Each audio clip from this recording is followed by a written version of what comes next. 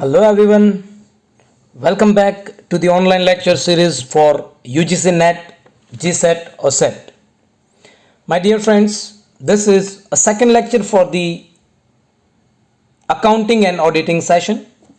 In the last session, we have done some very basic concepts of this particular topic, that is accounting and auditing.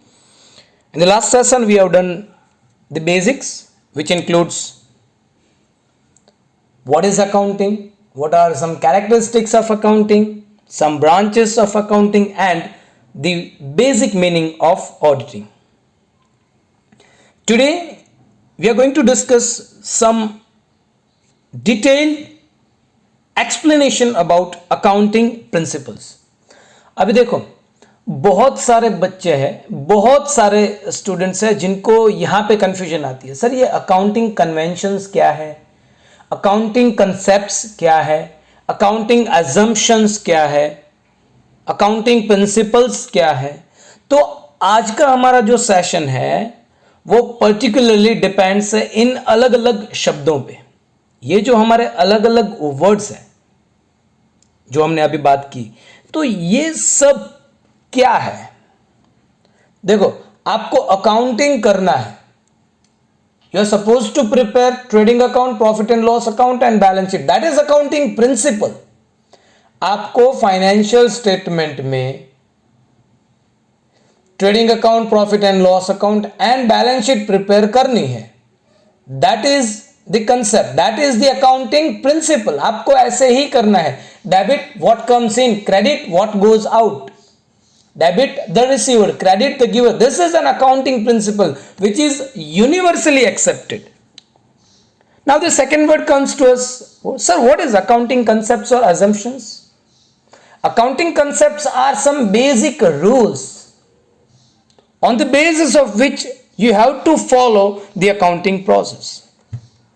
अब यहाँ पे और एक word आएगा. Sir, what is accounting convention?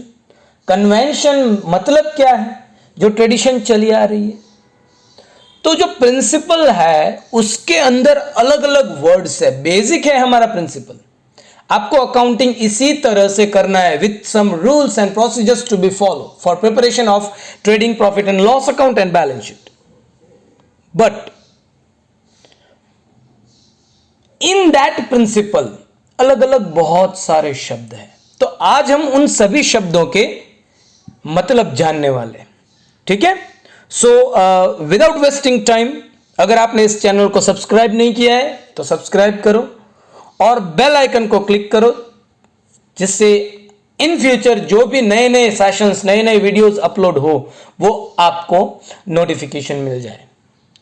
So without wasting time, let's start today's session for the chapter accounting and auditing for the topic accounting principles.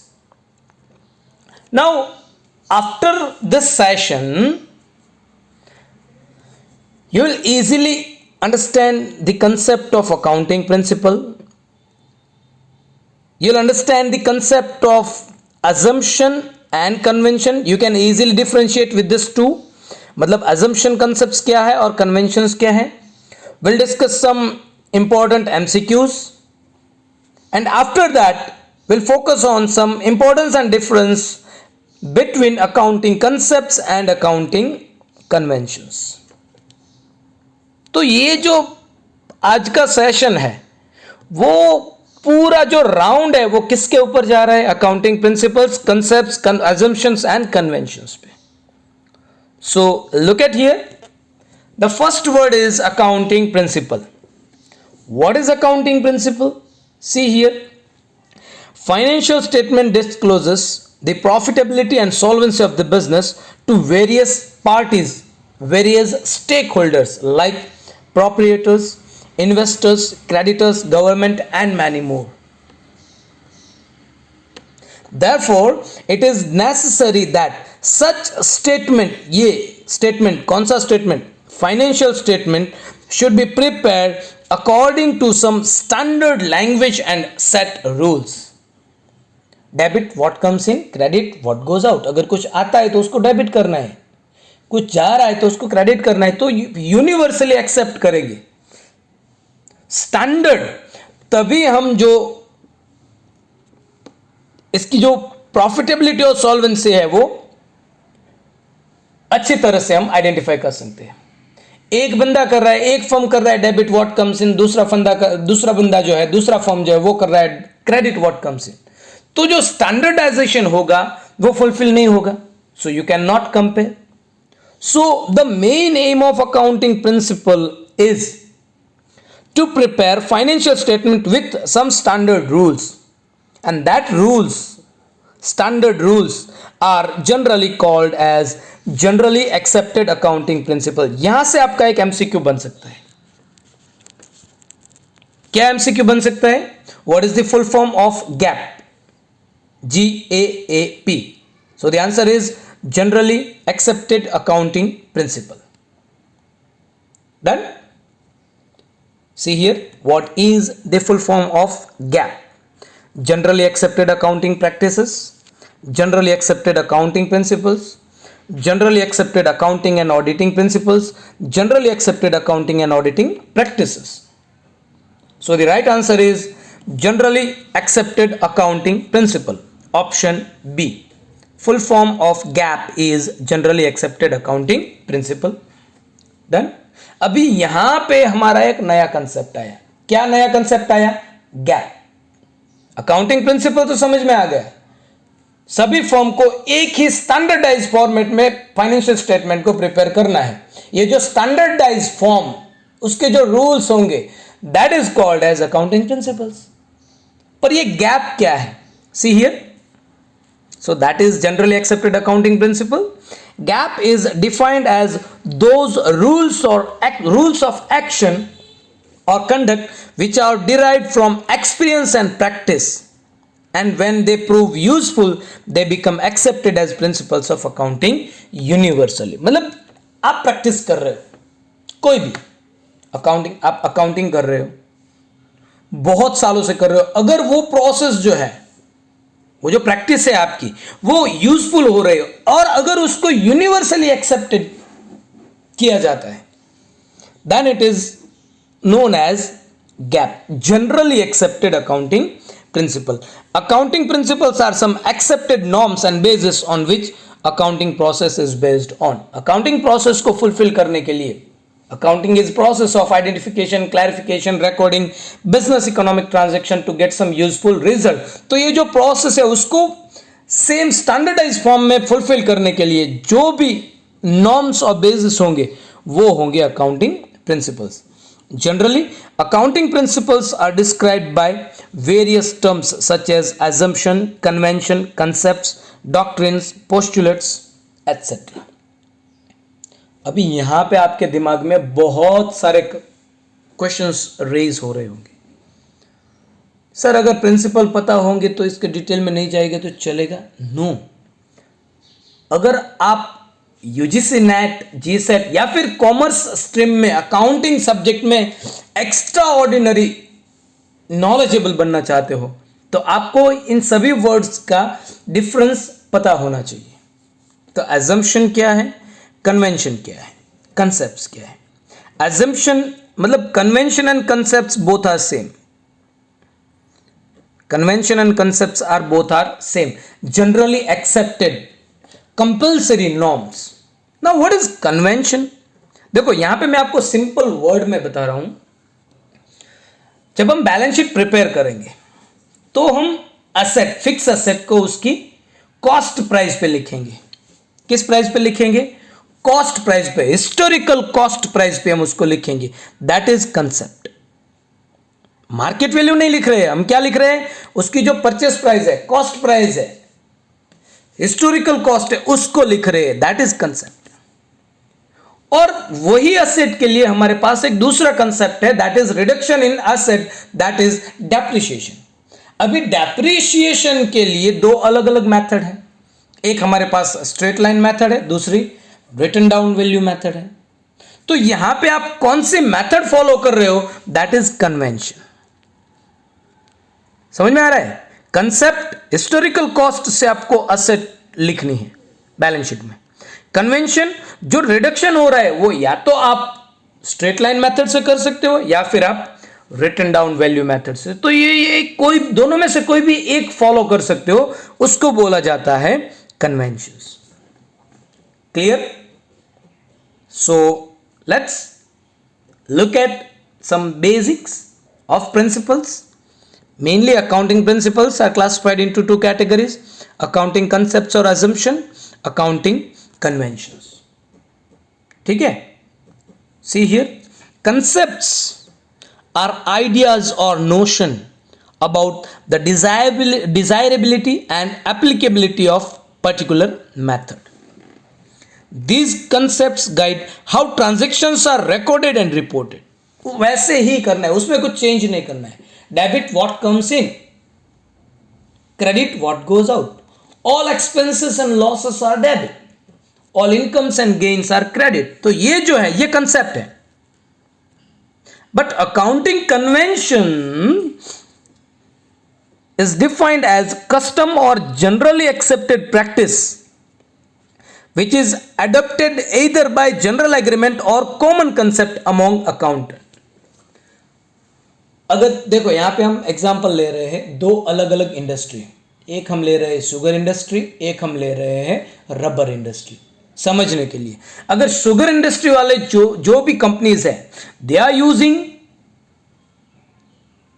Straight line method for depreciation. Rubber industries की जो companies है, they are using written down value method for depreciation. तो दोनों अलग अलग हो गए, तो ये है कन्वेंशन। पर दोनों इंडस्ट्रीज को जो असेट की वैल्यू है बैलेंस शीट में, वो तो हिस्टोरिकल कॉस्ट से ही मेंशन करनी है। तो ये हो गया हमारा कंसेप्ट। क्लियर? कंसेप्ट्स उसमें ऑप्शन नहीं रहेगा, कन्वेंशंस उसमें ऑप्शंस रहेंगे, ये करो या फिर ये करो। जो ऑप्शन वाला कंसेप्ट है that is called as convention. Clear? So let's move to in detail. See here, before moving to the accounting principle, that is accounting convention and assumptions, look at the MCQ here. Which of the following statement is correct? कौन सा सही है? ये पिछले साल examination में आ चुका है। This is an MCQ asked in previous UGC NET examination. See here, accounting principles represent laws fixed by the respective government. Accounting principles represent law fixed by accounting experts. Accounting expert जो करेंगे वो नहीं, government जो full accounting principles करेंगे वो नहीं. Accounting principles represent inviolable laws fixed by legal board. And D, accounting principle represent a consensus at a particular time to recording the accounting transaction. तो ये जो अकाउंटिंग है, जो प्रिंसिपल्स है, वो कोई एक बॉडी सेटअप नहीं करेंगे। तो हमारा पहला 3 ऑप्शन है, वहां पे एक सेपरेट बॉडी दी हुई है, एक government, accounting expert, legal board. So अगर हम इंस्टेंस देखेंगे तो यहां पे ए बी सी ये तीनों ऑप्शन इनकरेक्ट है। सो the right correct statement is accounting principle represent some rules consensus at a particular time to record the accounting transaction. Clear? So ऐसे MCQ आपको आएंगे. Moving to the core concept for today's session, that is accounting concepts versus accounting convention. बहुत ही easy है. इससे पहले इतना easy concept किसी ने नहीं समझाया होगा. तो आज हम करेंगे accounting concepts and accounting conventions. Look at here. Accounting concepts and accounting conventions are different from each other.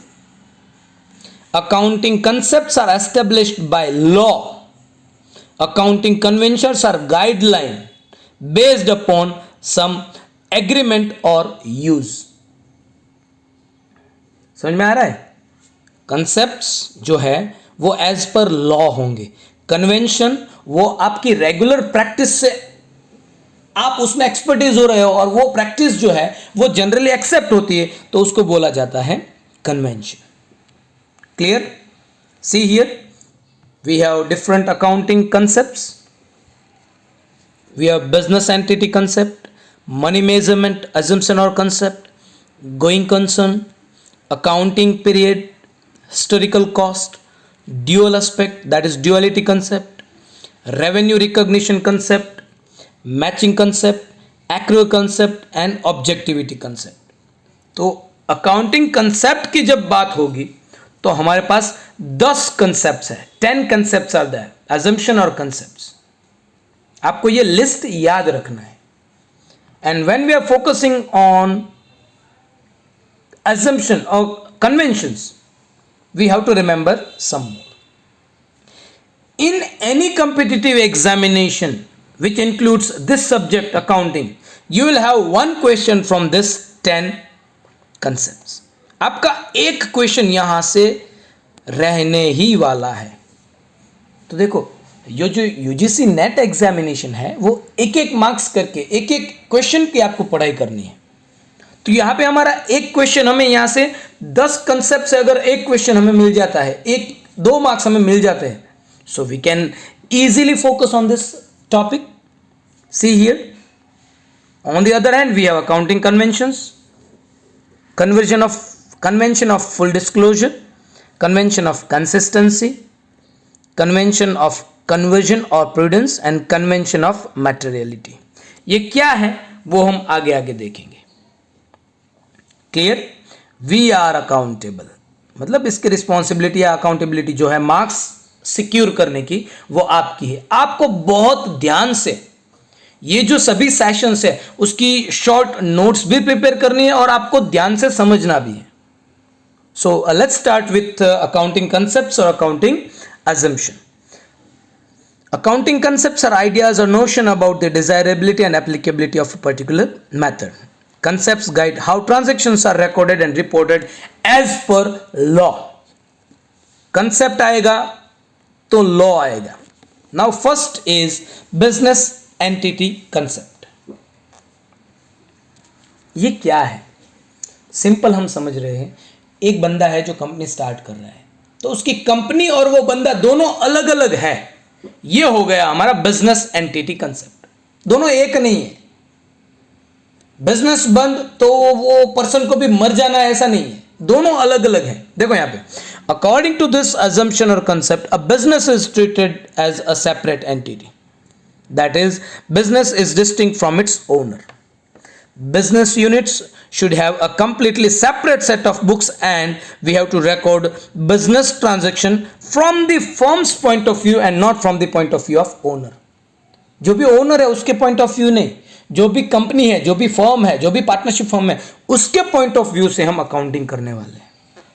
The proprietor owner is treated as a creditor of the business to the extent of capital invested by him in the business. वो जितनी capital दे रहा है उतनी amount का creditor है, ऐसे ही हमें treat करना है. ये जो कंसेप्ट है that is known as business entity concept. Business entity concept is applicable to all types of business, sole proprietorship, partnership form, company. Clear? सभी के लिए ये जो कंसेप्ट है वो एप्लीकेबल है. मतलब जो मालिक है वो अलग है, उसका जो बिजनेस है वो दोनों अलग है. So this is first concept. Second, money measurement concept. According to this concept, जो भी ट्रांजैक्शन को आप पैसों में गिनती कर सकते हो उसी को रिकॉर्ड करना है. किसी ने गिफ्ट दिया, मनी मेजरमेंट नहीं हो रहा है तो उसको रिकॉर्ड करना नहीं है. सैंपल आ रहे हैं, अगर सैंपल का कुछ मनी मेजरमेंट नहीं है तो उसको रिकॉर्ड नहीं करना है. ठीक है? तो ये देखो यहां पे, this concept is based on point of view of accounting. मतलब जहां पे पैसे है ही नहीं उसका हम अकाउंटिंग कैसे करेंगे? So only those transaction and events are recorded in the accounting which are capable of being express in terms of money. जिसको हम पैसे में काउंट कर सकते हैं उसका ही अकाउंटिंग करना है. That is money measurement concept. In other words, the information which cannot be expressed in terms of money is not included in accounting records. तो ये हो गया हमारा money measurement concept. Very easy. Moving further, see here, gift received by owner, non-economic transaction. Free sample received, non economic transaction. Money measurement नहीं हो रहा है तो उसको रिकॉर्ड करना नहीं है. Now going concern concept. अभी ये क्या है? सिंपल, हम सिंपल शब्दों में समझ रहे हैं. जो बिजनेस है वो सालों साल चलने के लिए एस्टेब्लिश हो रहा है. ऐसा नहीं कि आज एस्टेब्लिश हो रहा है कल फिर बंद करना, ऐसा नहीं है. It will continue its operation. समझ में आ रहा है? So this is a concept. अगर वो बंद करने के लिए बिजनेस चालू करेगा तो कोई उसमें इन्वेस्ट नहीं करेगा, तो उसका कोई मतलब लॉजिक नहीं है.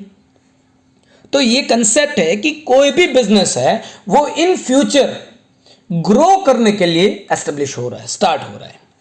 Financial statements are normally prepared on assumption that an enterprise is going concern and will continue its operation for foreseeable futures. It is also known as continuity assumption. मतलब वो कंटिन्यू करने वाले हैं. It is assumed that the enterprise has neither the intention nor the necessity of liquidation of curtailing materially the scale of its operation. उसका कोई intention नहीं है बंद करने का. तो ये कंसेप्ट क्या कर बोल, मतलब ये जो कंसेप्ट है क्या शो कर रहा है कि जो भी बिजनेस है वो फ्यूचर में आगे बढ़ने के लिए स्टार्ट हो रहा है. Clear? Moving further, accounting period concept. अभी देखो सिंपल, अकाउंटिंग जब आप किसी स्पेसिफिक टाइम का करते हो तो आपको उसका जो यूजफुल है, वो उसका जो पर्पस है वो आप फुलफिल कर सकते हो. कभी आप अकाउंटिंग 3 दिन के लिए करते हो, कभी आप 5 दिन के लिए करते हो, कभी आप 20 दिन के लिए करते हो, कभी आप 6 महीने के लिए करते हो. तो ये जो है उसकी जो ऑब्जेक्टिविटी है अकाउंटिंग की वो फुलफिल नहीं होगी. तो अकाउंटिंग पीरियड कंसेप्ट क्या दे रहे हैं? It is also known as periodicity concept और time period assumption. As per going concern assumption, the life of any business is indefinite. मतलब वो चलता रहने वाला है. बट उसकी जो इकोनॉमिक लाइफ है, वो जो फाइनेंशियल टर्म्स हमने लिया मनी मेजरमेंट कंसेप्ट, उसको हम जब रिकॉर्ड करेंगे तो स्पेसिफिक टाइम के लिए करेंगे. स्पेसिफिक टाइम, यहां पे हम 1 साल लिख रहे हैं अकाउंटिंग ईयर. तो ये जो अकाउंटिंग ईयर है that is known as accounting period concept. Look at here. As per going concern assumption, an indefinite life of the entity is assumed. So the economic life of an enterprise is artificially split into periodic interval, which are known as accounting period. According to this concept, income statement and statement of financial position are prepared at the end of each financial year to show the financial performance, that is from 1st April to 31st March every year. तो ये जो है हमारा accounting year, that is a concept of accounting period. समझ में आया? पहले हमने कौन सा किया? Business entity, money measurement, then going concern and accounting period. ये कंपलसरी है सब. मूविंग फर्दर, कॉस्ट कंसेप्ट और हिस्टोरिकल कंसेप्ट. ये जब हमने बेसिक किया तब आपको पता चल गया है. The value of an asset is to be determined on the basis of historical cost और acquisition cost. Although there are various measurement bases, but accountant traditionally prefer this concept in the interest of objectivity. मतलब जब आप financial statement, balance sheet prepare कर रहे हो तो जो आपकी एसेट है उसकी जो कॉस्ट रहेगी वो हिस्टोरिकल कॉस्ट रहेगी. This cost is the basis for valuation of asset in the financial statement. The historical cost recording is highly objective and free from all bias. Other measurements bases are not so objective. तो जो भी आप लिख रहे हो asset की value, that is must be historical cost. Clear? और acquisition जो परचेस कर रहे हो वो कॉस्ट पे लिखना है. सो ये है हमारा हिस्टोरिकल कॉस्ट एजम्पशन और concept. Moving further, dual aspect assumption और ड्यूअलिटी कंसेप्ट. ड्यूअल इफेक्ट, जो अकाउंटिंग है, all the transactions, all the economic transactions have two-fold effect. एक, अगर आप 10,000 डेबिट दे रहे हो तो 10,000 क्रेडिट देना है. Debit is equal to credit. Capital plus liability is equal to asset. ये ड्यूअलिटी कंसेप्ट है, जितना आप डेबिट दे रहे हो उतना ही आपको क्रेडिट देना है। So it is a two fold effect transaction. Duality deals with double effect. See here, this concept provides the basis for recording all the business economic transaction in books of account. Two effects should be given for all the transaction: debit, credit. According to this concept, every business economic transaction has two-fold effects. In other words, every transaction affects at least two accounts. Say for salary paid, salary account debited to cash and bank account. So salary account 10,000 debited, cash account credited 10,000. Income received, income in the form of commission. So cash account debited to commission account. So one is cash debiting, commission credited. So all the economic transactions must have two-fold effect. One debited, another credited. So this is the concept of duality. Moving further, revenue recognition concept. अभी यहां पे हम cost identify कर रहे हैं, फिर हमें क्या आइडेंटिफाई करना है? रेवेन्यू आइडेंटिफाई करना है। रेवेन्यू कैसे मिलेगा? तो वो जो कंसेप्ट है that is realisation concept. This period is mainly concern with the revenue being recognised in the income statement of an enterprise. Recognizing the revenue means recording the incomes in income statement. समझ में आ रहा है? Income जब आप account income statement पर record कर रहे हो, that is about revenue recognition. Income आ रही है आपके पास। Revenue means the amount added to capital from regular business operation. Revenue is earn by sales of goods और बाय प्रोवाइडिंग सर्विसेज। मतलब जो आपको इनकम हो रही है उसको अगर आप रिकॉग्नाइज कर रहे हो तो वो जो कंसेप्ट है वो क्या है? Realisation concept. अभी इसके जैसा ही एक और कंसेप्ट है that is matching concept. All the transactions have to fold effect, debit credit. तो आप रिकॉर्ड करोगे, जर्नल एंट्रीज बनाओगे, उसके बाद में आप अकाउंट्स प्रिपेयर करोगे, फिर आप फाइनेंशियल स्टेटमेंट जब प्रिपेयर करोगे, so all the transactions have to fold debit credit. फिर आप रेवेन्यू रिकॉग्नाइज करोगे। फिर क्या रिक्वायरमेंट आएगी? हमें प्रॉफिट आइडेंटिफाई करना है। Income minus expense is equal to profit. तो ये हम क्या कर रहे हैं?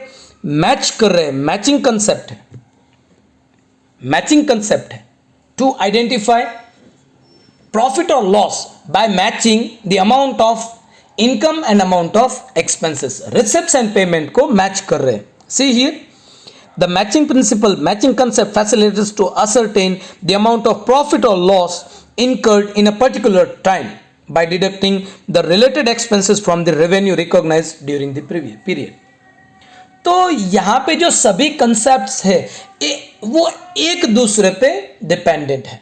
आपको एक कंसेप्ट आ रहा है सो दूसरा कंसेप्ट उसके रिलेटेड है, बहुत ही नजदीक है। ये ड्यूअलिटी कंसेप्ट और मैचिंग कंसेप्ट बहुत, रेवेन्यू रिकॉग्निशन कंसेप्ट, ये तीनों बहुत ही नजदीकी रिलेशनशिप में है। तो क्लियर कट समझना पड़ेगा, इसका जो बेस है वो आपको बहुत ही अच्छे से समझना पड़ेगा। According to this concept, the expenses incurred in an accounting period should be matched with revenue recognised in that period. मतलब आप एक साल का एक्सपेंस काउंट कर रहे हो तो उसी साल का इनकम काउंट करना है और उन दोनों को मैच करना है, प्लस माइनस करके जो भी इनकम माइनस एक्सपेंस जो मिलेगा दैट इज प्रॉफिट और loss. This is about matching concept. Moving further, accrual concept. अभी एक्रूअल कंसेप्ट को सिंपल में समझ रहे हो, ये क्या है? There are two basis of accounting, cash basis and accrual basis. आप किसी एम्प्लॉय को सैलरी दे रहे हो, ठीक है, मार्च में आप अकाउंटिंग कर रहे हो, मार्च का जो सैलरी है वो आप कब देने वाले हो? अप्रैल में, पर आप अकाउंटिंग मार्च में कर रहे हो तो आपने एक्चुअली सैलरी पे नहीं की है, एक्रूड है, आउटस्टैंडिंग है, तो उसको भी आपको उसी अकाउंटिंग पीरियड में इंक्लूड करना है। मतलब भले ही आपने पेमेंट नहीं किया हो फिर भी आपको, अगर वो एक्सपेंस या इनकम उसी पीरियड के है, 1 अप्रैल 2020 टू 31 मार्च 2021, इसी पीरियड का इनकम या एक्सपेंस पेमेंट करना बाकी है या फिर रिसिप्ट होना बाकी है, तो भी हमें उसको रिकॉर्ड करना है. In accounting, accrual basis is used for recording of transaction. It provides more appropriate information about the performance of business enterprise as compared to cash basis, जो हमने डिस्कशन किया. Accrual concept is applied equally to revenue and expense. दोनों, अगर payment करना बाकी है, outstanding है, तो भी हमें रिकॉर्ड करना है. अगर मिलना बाकी है, income due but not received, तो भी हमें रिकॉर्ड करना है. In this concept, the effect of transaction and other events are recognized on mercantile basis. That is, when they occur and they are recorded in the accounting records and reported in the financial statement of period to which they relate. It means that जो भी specific accounting period है उसका हमें record करना है. That is accrual concept. Moving further, objectivity concept. This concept requires that accounting transaction should be recorded in a manner free from the personal bias, either the management or the accountant who prepared the account. जो बंदा accounting कर रहा है उसका जो personal interest है वो ध्यान में नहीं रखना है. हमें जो ट्रांजैक्शन का रिकॉर्ड कर रहे हैं वो एज पर नॉर्म्स करना है. In other words, this principle requires that each recorded transaction in the books of accounts should have an adequate evidence to support it. मतलब ऐसे ही नहीं लिख देना है, जो भी आप अकाउंटिंग कर रहे हो उसका एविडेंस होना चाहिए. तो ये हो गया हमारा objectivity concept. Look at here some questions from previous exam for qualifying UGC NET. जिस set you have to collect marks with each question. आपको एक एक क्वेश्चन से आपको मार्क्स कलेक्ट करने हैं. As per revenue recognition concept, revenue is deemed to be realized. देखो यहाँ पे आया revenue recognition concept. Revenue recognition concept क्या है? We have to recognize the revenue for specific period. When purchase order is received from the purchaser, when goods are delivered to the purchaser, when the title of goods has been transferred to the purchaser, when cash is received from the purchaser. तो इन चारों option में से कब revenue recognise होगा? So the right answer is C, when the title of good has been transferred to the purchaser. देखो यहाँ पे क्या है? When purchase order is received from purchaser, order मिलने पर परचेस नहीं करना बोला जाएगा. गुड्स डिलीवर हुआ है पर परचेसर ने पेमेंट नहीं किया है तो वो भी रेवेन्यू रिकॉग्नाइज नहीं है. Cash receive from purchaser, cash मिल रहा है, आपने इन ट्रांजिट है प्रोडक्ट, तो वो भी रेवेन्यू नहीं है. So when title of the goods has been transferred to the purchaser, at that time only revenue recognition concept, according to that concept, revenue is realised. Clear? Moving to the next question. Which of the following is not an accounting concept? कौन सा accounting concept नहीं है? Matching concept, dual aspect, true and fair concept, going concept. So the right answer is, आपको comment करना है. The right answer is true and fair concept is not an accounting concept. Next question. Everything a firm owns is also owes out to somebody. This coincidence is explained by which concept? कौन सा concept है? Everything firm owns, it also owns out to somebody. Prudence? No. Dual? Revenue? Money? So the right answer is dual aspect. Clear? Firm plus other party. So दोनों का transaction है, two fold effect. Moving further, see here dual aspect concept. According to this concept, every business economic transaction has two-fold effect. In other words, every transaction affect at least two accounts. So the right answer is dual aspect concept. Next question. The basic concept related to profit and loss account is realization concept, matching concept, historical cost concept, both A and B. Right answer is both A and B. Realization concept and matching concept both are related to profit and loss. Realization में हम क्या कर रहे हैं, revenue को realise कर रहे हैं, मैचिंग में रेवेन्यू और एक्सपेंस को कंपेयर कर रहे हैं. तो इन दोनों की वजह से हमें क्या मिल रहा है, प्रॉफिट और loss. See here, realization concept, recognizing the revenue means recording the incomes in the income statement prepared for a specific time. And matching concept, the expenses incurred in an accounting period should be matched with revenue recognized. तो ये दोनों concept है that are related to profit and loss concept. So the right answer is option D, A and B. मतलब realization concept, matching concept दोनों profit and loss के basis पे हैं. Consider the following statement. 4 statement दिए हुए हैं. Which of the statement given above are correct? 1, 2, 2, 3, 3, 4, none of the above. क्या है देखो यहां पे स्टेटमेंट कौन कौन से हमारे पास, 4 statement.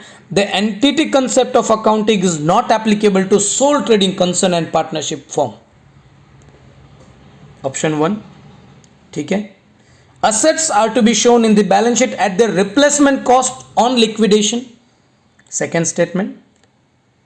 Number 3, money measurement concept takes into account changes in the value of monetary units. And option 4, statement 4, when creditors is paid, this result in decrease in one asset and a corresponding increase in other asset. तो ये 4 statement है. Which of the statement given above are correct? Look at here, the option is D. None of the above statement is correct. ऊपर जो 4 statement है हमारे पास वो एक भी स्टेटमेंट सही नहीं है. How? See here. The entity concept of accounting is applicable to sole trading concerns is not applicable, but as per accounting entity concept, it is applicable to all business. Statement number 2, assets are to be shown in the balance sheet at the replacement cost. No, assets should be shown at historical or acquisition cost. तो दूसरा statement भी गलत है. Money measurement concept takes into account changes in the value of monetary units. No, it is simply identify the monetary terms. Identify कर रहा है, change नहीं कर रहा है. Number 4, when creditors paid, this result in decrease in one asset and increase in other asset. It is wrong. Creditors paid, decrease liability, decrease asset. मतलब liability side से creditors में decrease होगा, asset साइड से payment कर रहे हैं तो cash या बैंक में से decrease होगा. So out of all 4 statements, all are incorrect statement. Clear? Moving further to the accounting conventions. वो जो हमने डिस्कशन किया that all are related to accounting concepts or accounting assumption. Now let's focus on accounting conventions. We have full disclosure, consistency convention, materiality convention, and conservation or prudence convention. Accounting convention is defined as a custom or generally accepted principle which is adopted either by general agreement or common concepts among the accountants. Look at here. We have 4 conventions. Convention of full disclosure मतलब क्या है, जो भी companies है उनको सभी information जो stake holder को उपयोग में आ सकती है वो सभी इंफॉर्मेशन को फाइनेंशियल स्टेटमेंट में शो करना है. That is about convention of full disclosure. This principles requires that all significant information relating to the economic affairs of enterprise should be completely disclosed. There should be sufficient disclosure of information which is of material interest to all the stakeholders of business organization. According to this principle, सभी information जो useful है वो companies को share करनी है. This principle is so important that the Companies Act make ample provision for disclosure of essential information in the financial statement of the company. तो ये हो गया convention of full disclosure. Convention of consistency. The convention state that accounting principles and methods should remain consistent from one year to another. There should not be change year to year in order to enable the management to compare profit and loss and the balance sheet.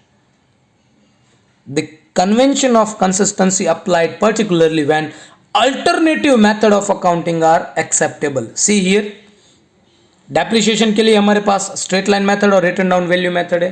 या तो आपको straight line method use करनी है या फिर written down value method. एक साल आप स्ट्रेट लाइन कर रहे हो, दूसरे साल आप रिटन डाउन कर रहे हो, ऐसा करना नहीं है. ठीक है, तो ये हो गया हमारा कंसिस्टेंसी कन्वेंशन. कंसिस्टेंट रहना है. वैसे ही हमारे पास दूसरा है स्ट्रोक वैल्यूएशन, लिफो फीफो. अगर आप लिफो मेथड यूज कर रहे हो लास्ट इन फर्स्ट आउट, तो वही आपको ईयर बाय ईयर यूज करना है. अगर आप फीफो मेथड यूज कर रहे हो फर्स्ट इन फर्स्ट आउट, तो आपको वही method year by year use करना है. ये हो गया हमारा convention of consistency. Moving further, convention of conservation और prudence. In simple term, future में जो आपको लॉस होने वाला है उसको आइडेंटिफाई करना है. फ्यूचर में जो आपको प्रॉफिट होने वाला है उसको आइडेंटिफाई नहीं करना है. सो फ्यूचर का जो लॉस है उसको अभी एडवांस में एंटिसिपेट करके जो आप अकाउंटिंग ट्रीटमेंट करोगे वो होगा convention of conservation. See here, this convention states that all the anticipated losses should be recorded in the books of account, but all anticipated profit or unrealized gain should be ignored. Loss record करना है, future loss, future profit को ignore करना है. In other word, conservation is a policy of playing safe. Safe play हो रहा है. Provision are made for all known liabilities and losses, even though the amount cannot be determined with certainty. So this is conservation or prudence convention. And the last is convention of materiality. Materiality convention permits other concepts to be ignored if the effect of transaction or event is not considered material. अगर business tycoon को कुछ लग रहा है कि ये information important नहीं है तो वो डिस्क्लोज नहीं करेगा, तो वो जो दूसरे कन्वेंशंस है उसको ओवरलैप करेगी. तो ऐसा जो होगा वो होगा materiality convention. This principle is the exception of full disclosure.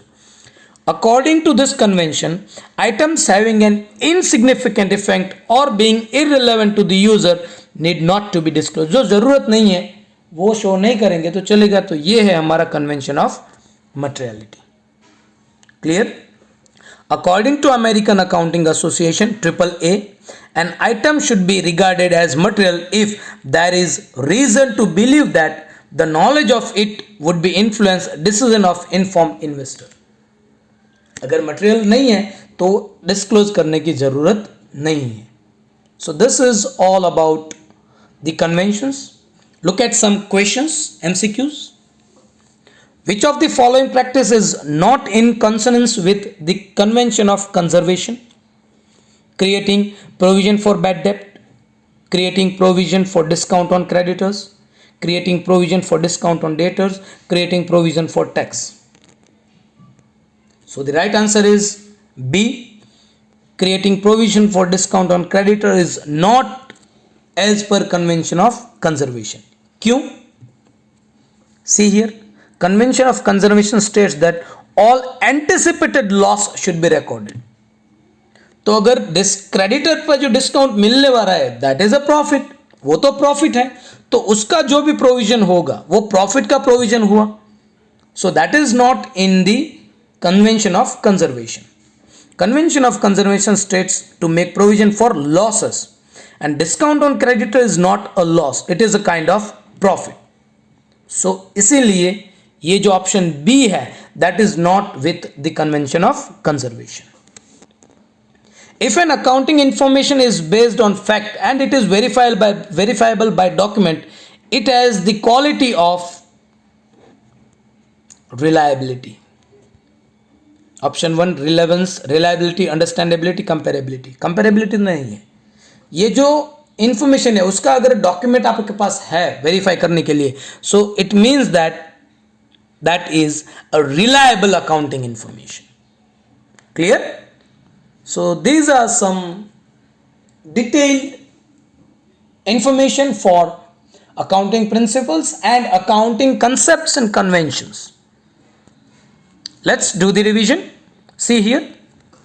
Accounting is the process of writing accounts in systematic manner. The process of accounting depends on some rules and principles. These principles are divided into two parts: accounting concepts and accounting conventions. Concepts are those confirmed by law. Conventions are those confirmed with some regular process, regular practice. Clear? So this is how you can focus on the each and every small part of accounting concepts, accounting conventions, and accounting assumption. In the next lecture, we will do capital and revenue concept. In that, we'll focus on capital expenditure, revenue expenditure, deferred revenue expenditure, capital income, revenue loss, and revenue profit. So that will be the more useful session. Till that, stay at home, stay safe. Thank you very much. Have a good day. Jai Hind, Jai Bharat.